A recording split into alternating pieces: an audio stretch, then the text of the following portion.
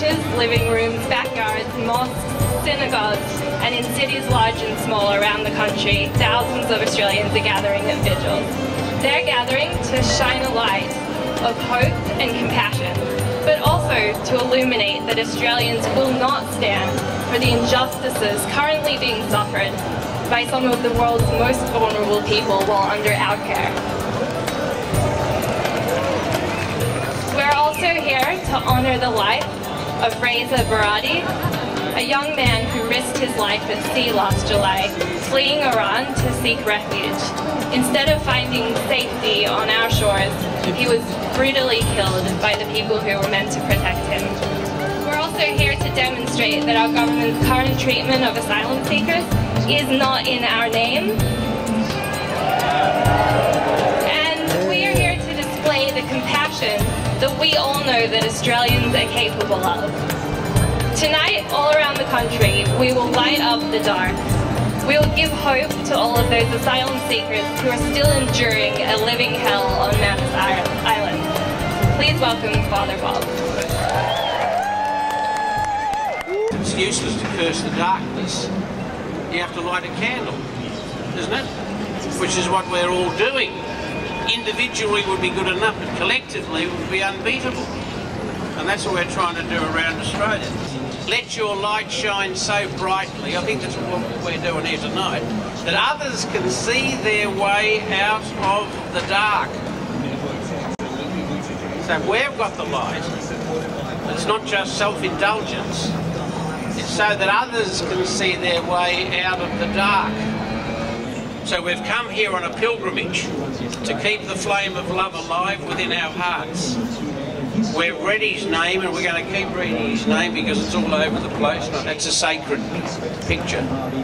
That's an icon. Isn't it? I think it is. And that's not only on a piece of paper, but that's going to be embedded in our hearts. And that's the safest place for him to be. Your son is now lying in our bosom and is in peace. After having lost his life in this land, he has become our son as well. A woman wrote to me and said, hey, listen, why don't you talk about the amnesty for Easter?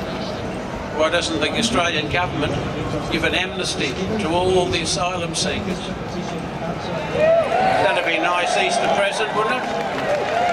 And let us all start again, so to speak, with a clean slate. This church is made of living stones, and this church is where everybody is free to worship how they like and with whomsoever they like. So thank you, and may Resa rest in peace because he rests with us.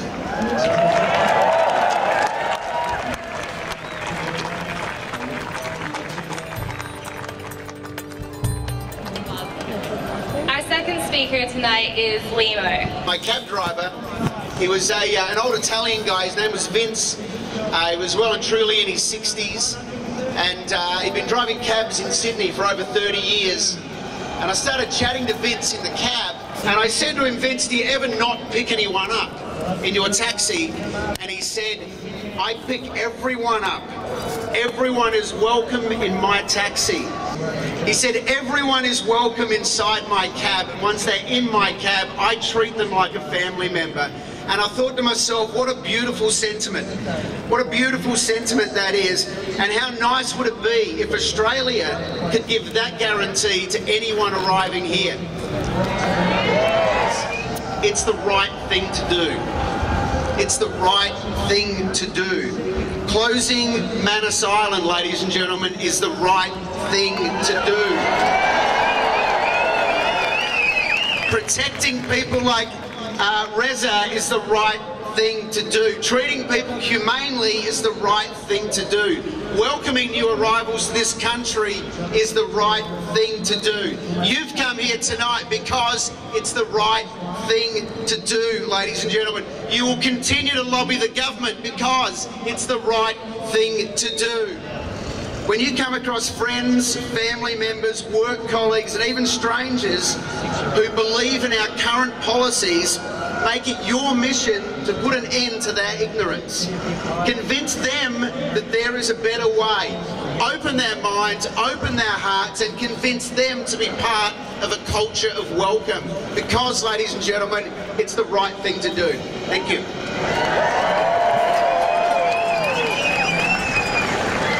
You're offering comfort to a grieving family in Iran. The young man here is taking pictures right now to show this family that their son, who died far away, is not being disrespected, that he's not being forgotten. Thank you to the people who are supporting us.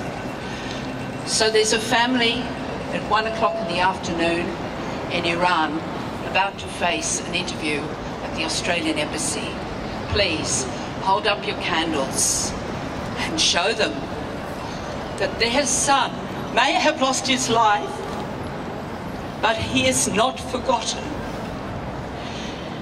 And I ask you, look at this wonderful, wonderful gathering going on around this country. Manus must close. It must close. It is inhuman and it shames us all. There are people who've come off Manus in the last few days, workers, one in particular who was with Resa as the doctors on the wharf frantically tried to save his life and couldn't. The man was murdered. This young man was murdered. And that others did not die is a miracle. But what the workers are saying to us, it will happen again. It can't be controlled. So please, over the next few weeks, show that we, the people, have got the power to stand against a government and an opposition which has lost its moral compass. We can do it. So please, come back again. Get on the radio, write letters, talk to your friends. Manus is an inhumanity that cannot be tolerated by Australians. Thank you.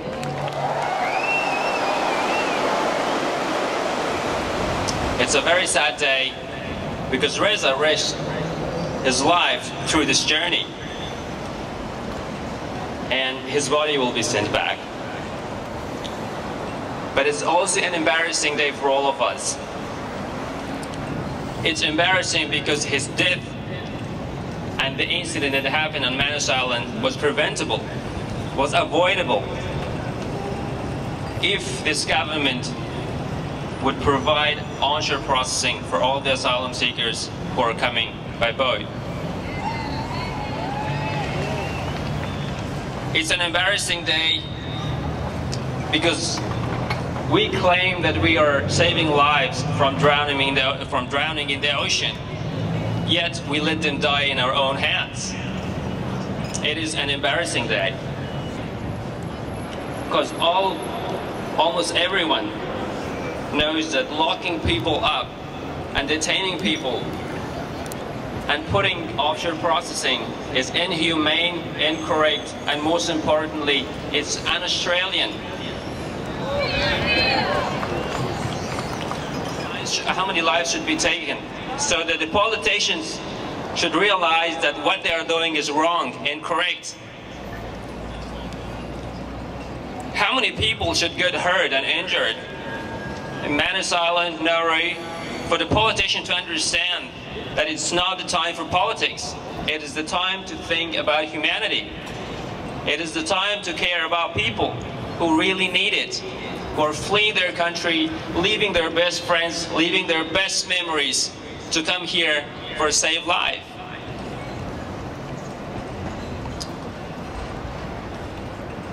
I would like to ask that all of us take a moment right now to remember the young man, Resa, who died on our watch, and also the many other asylum seekers and refugees who have suffered while under our care.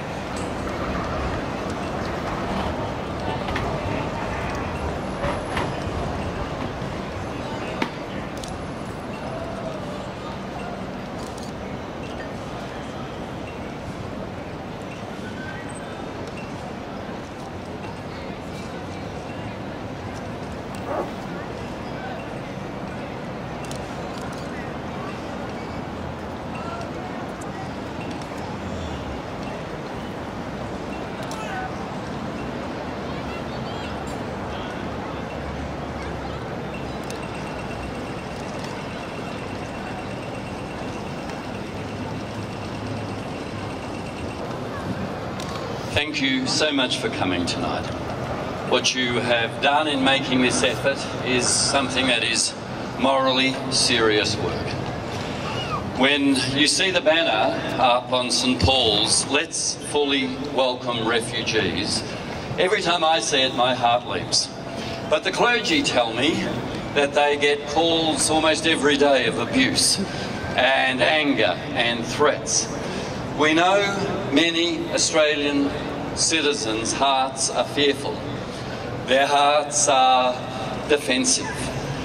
That's why this is a contest. It's a contest about our hearts and our sense of what it means to be Australian. Last night we found out the news that Resa died within the perimeter.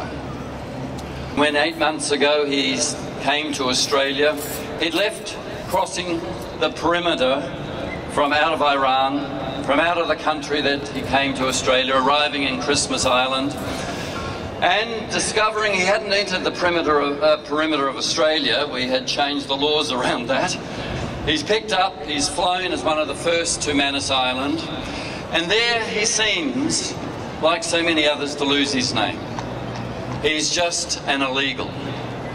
That's the word we use when people cross into our sovereign perimeters.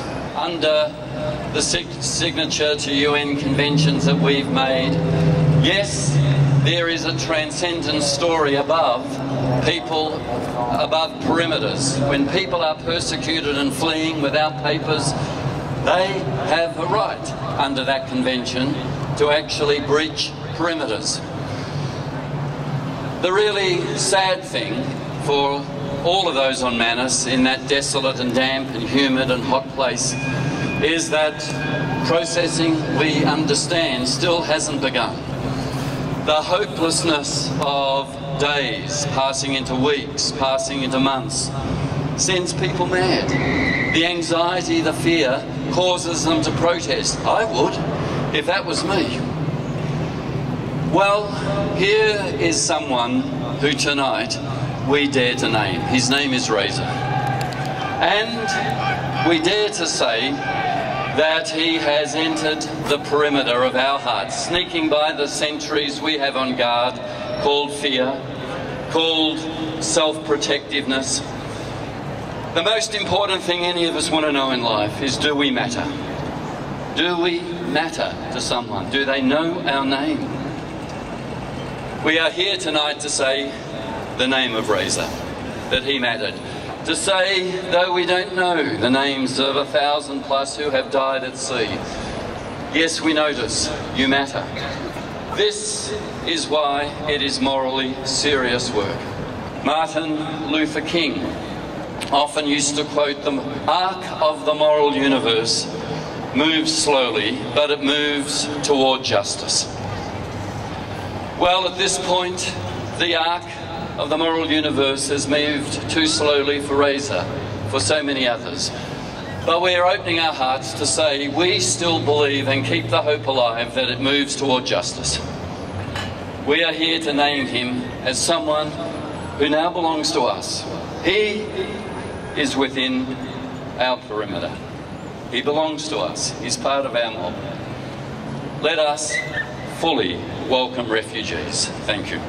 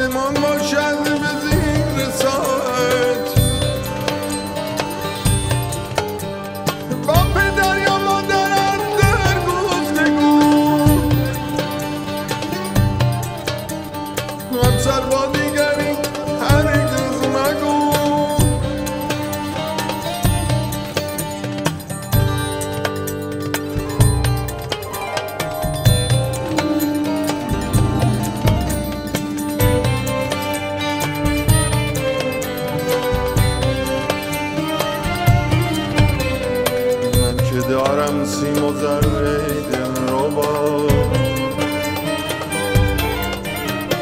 گرمی جان اصلی